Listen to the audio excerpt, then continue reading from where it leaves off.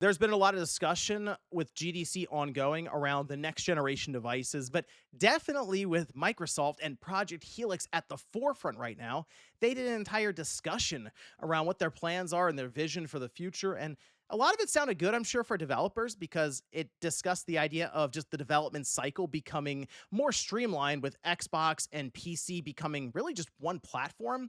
And then the discussion around backwards compatibility was awesome. I'm curious to see how that will end up with the Xbox 360 and original Xbox, for example, maybe becoming PC bound, like in the Windows or Xbox application, be able to play a lot of those older classics outright. But something now has happened. Of course, as we're finishing up GDC, Microsoft just had to throw this in there because it's an uphill battle for Xbox. And the last thing I feel like they need right now, like right now, is the idea of Copilot coming to the Xbox Series system that you may already have. And well, that's apparently what they decided to unveil here right at the end. And we're going to go over that here today. So if you guys enjoyed the video, hit the like button, subscribe if you're new. So we can see this. This is over on Games Radar.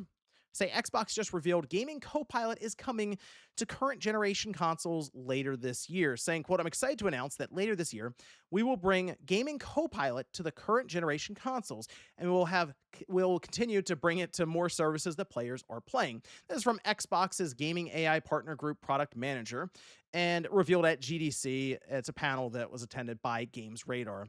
The problem right now with, well, Microsoft already kind of has a brand issue with Xbox. Copilot's brand issue is significantly worse than Xbox. People just outright hate Copilot. And I'm not going to sit here and tell you it's great or anything because I don't really use it. It's more of an annoyance for me.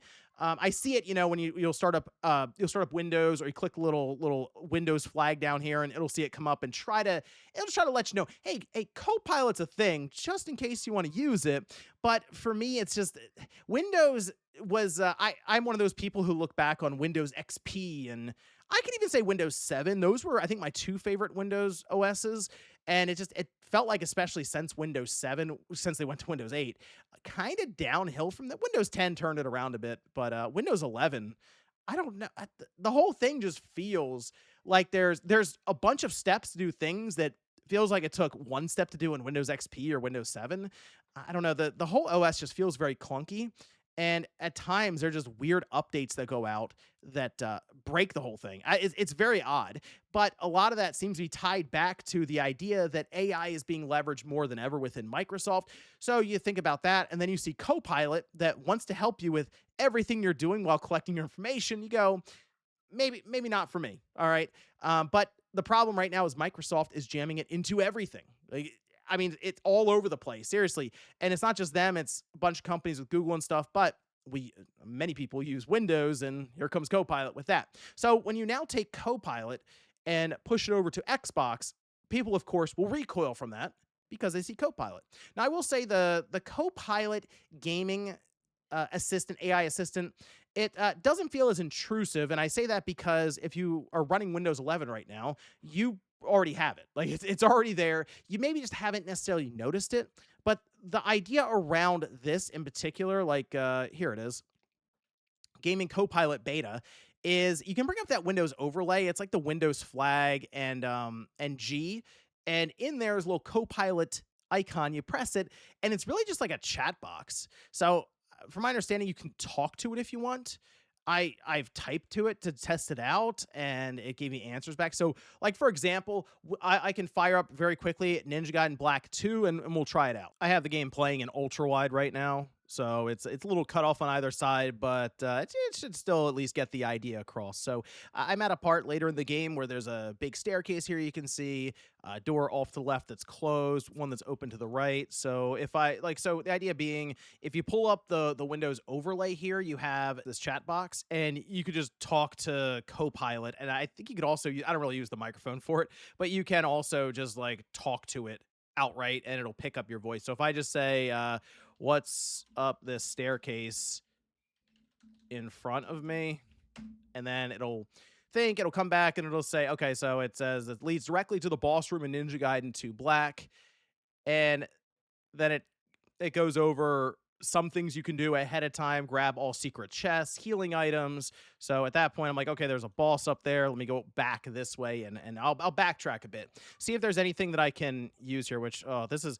I play this with a controller. This is really strange feeling with a keyboard and mouse. This is not one of those games that I would recommend to play this way. So there's a chest, right? And so from here, you can just go, let's see, I'll open this up and I'll say, how do I get the chest in front of me that's behind the fence?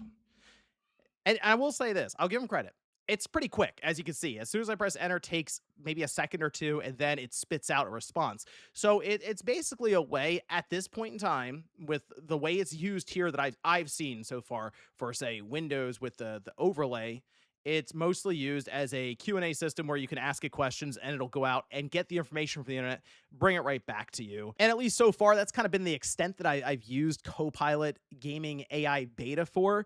And it's kind of a shortcut just for looking stuff up on Google in a separate tab. So in that regard, if it's bringing you the correct information, it is useful for that, but I don't think that's the end goal for Microsoft. So right now, it's on mobile, Windows 11, ROG, Xbox Ally, and again, you can talk to it if you want. It also suggests things you can buy. So for Microsoft, it's kind of a good salesperson too. You know, just any point in time, you go, what should I get? And it shows you something you can then give them your money for. So what I think we're going to see, because all right, so the next generation Xbox, Project Helix, which is a code name for the chip Magnus. People have been talking about some of the specifications for it. Seems like it is quite a bit more powerful than what's currently being pitched for the PlayStation 6. This will probably be a bit more expensive too, sure, but it almost seems like it's an unnecessary amount of power and specs for what would be, we assume, a system that's aiming for 4K, 120 FPS with upscaling and stuff also on board there. So clearly, I figure there's going to be a lot of AI stuff being baked in from the ground level with this new system. And I think it's going to go beyond having, say, a little chat bot that can shortcut its way to game FAQs for you. I think they're eventually going to go to this point where these are patents that are currently making the rounds. People are discussing this, and Sony's doing it too. Where there's AI-powered Xbox helper system that can play games for you. So I think one of the things that it is kind of an issue for Microsoft, Sony, even Nintendo, really any platform at this time, is just keeping attention. Screen time is at a premium right now as like the biggest competition. And it's not even just games. Yes, it is indeed TikTok, YouTube, anything else. Just keeping people on your platform, keep them engaged. And I think there is legitimate thought of, man, if people run into something that is too difficult, they don't necessarily keep hitting their head against the wall to try to beat it. Eventually they do just give up and move along, and that's it. All right.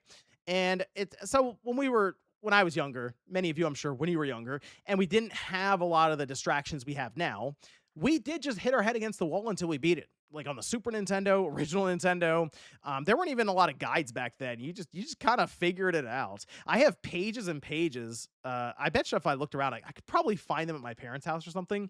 But it was for Mega Man X games. You had to write down the numbers in the quadrants.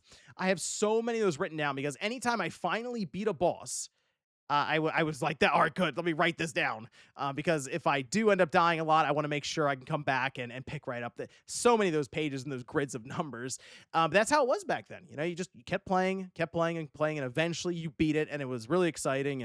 And then you moved on to the next one. Here, though, so with Microsoft, I think the Copilot thing will eventually evolve into, yes, it playing the game for you. So this is just a part of the patent, and patents don't necessarily mean it's going to end up being a thing. In this case, I kind of think it will. Maybe not in this exact format, but so let's say you're having a hard time and they have it kind of drawn up here. Lucky 7 is available to take over your game, transfer control to Lucky 7. I feel like there's a point where the AI agent they'll be built in. And I think that's what they're pushing towards with Magnus and Project Helix. It will be capable enough to, yes, run an AI agent that connected to the internet, the whole thing has been trained, will ask if you need help. Okay. And it's kind of like if you have kids who are experiencing a game like Super Mario Brothers for the first time, and you know that game like the back of your hand, at least the first few boards, and then you see, there's that pit coming up. You're like, okay, you have to jump, and then they just run into the pit. And they do that 7 or 8 more times. Your feeling at that point is just give me the control. Let me jump over the pit. Okay. Let me help you. That's kind of how I feel like one of these AI agents will think when they watch you die to that FromSoft boss 7 times, 8 times in a row. It's like, do you want me to let me take over here because I've watched you die too many times. Here comes the AI agent with like millisecond precise timing. But I think that is kind of the situation that they're building up towards, and it'll probably be pitched as I don't know, Cortana didn't go over that well, and maybe they have something else in mind. But I kind of feel like that's where we're heading now. Is the idea that yeah, the game will play itself for you, and it's not really a future I'm that excited for because again, bit older. It's the mentality of you get a game, you play the game. But who knows where it's going to be when the next generation and the following generation comes up. And this is legitimately what they start with. Think about that. The idea that the console can play it for you. An AI agent can run you through this really difficult platforming section without you really having to fail over and over again for it. I don't know. That's to me that seems a bit weird, but I do understand that there's also accessibility reasons for it where someone maybe can't mash their way through like a quick time event that happens on screen, where you got to press A button over and over and over again for 10 or 15 seconds at a time. When you see those, I can understand that, okay, maybe the AI agent will get you through that quick time event. That makes sense. But playing an entire boss or think about that if it ends up extending to multiplayer on the competitive scene, it's over. Then it's going to be agent versus agent. So I think there will be some limitations, but I kind of feel like that's what this is going to turn into, and I almost wonder if that's one of their big selling points for the next Xbox. And right now, more than ever with Xbox, it already has this brand issue to it, and the marketing and stuff we've already gone over didn't help it with the Xbox Series. This is an Xbox thing. Having Copilot attached to it right at the end of this generation, going into next generation, isn't doing the Xbox brand any favors. So I understand why people saw this online and said, "Oh, what is that?" Because Copilot, just by its name, has that effect on people. And pair that with Xbox, it's not going to be easy. It's just Microsoft wants Copilot everywhere they can because they're in so deep with AI. They kind of have to try to brute force this thing to work eventually.